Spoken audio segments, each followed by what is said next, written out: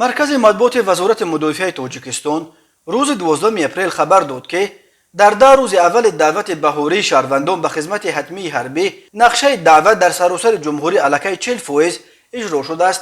دعوت بهاری به صف قوه‌های مسلح تاجیکستان 1 اپریل آغاز یافت و تا 31 مای دوام می‌کند.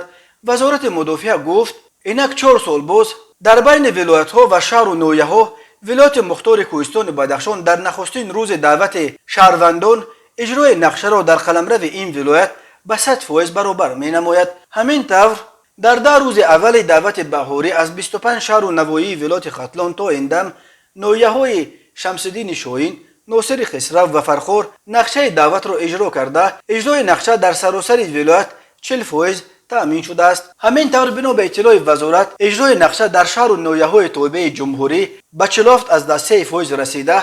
ناحیه لخش، نورآباد، رشت، سنگوار و تاجیک‌آباد علاقه از اجرای نقشه برای این ناحیه‌ها پیش بینی شده گزارش دادند. در جریان 10 روز چاره‌بینی‌های دعوتی در کمیسریات‌های حربی 4 نواحی پایتخت اجرای نقشه 42% را تشکیل می‌دهد، ولی در شهر و ناحیه‌های ولایت سوخت در 10 روز اول دعوت بهاری نقشه 27% اجرا شده است.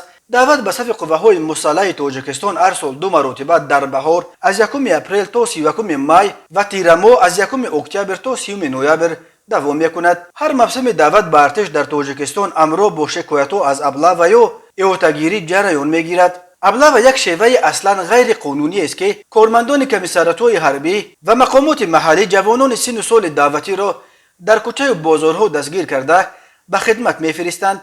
در بسیار موارد خویش و دبار جوانان ابله شده تنها بعد چند روز خبر می‌یابند که نزدیکان گم شدهشان را به ارتش بردند. فعالان جامعه شهروندی از راهبران تاجیکستان چند بار دعوت کرده بودند که و این تجربه ابله که آبروی دولت را می‌ریزاند نقطه گذارند.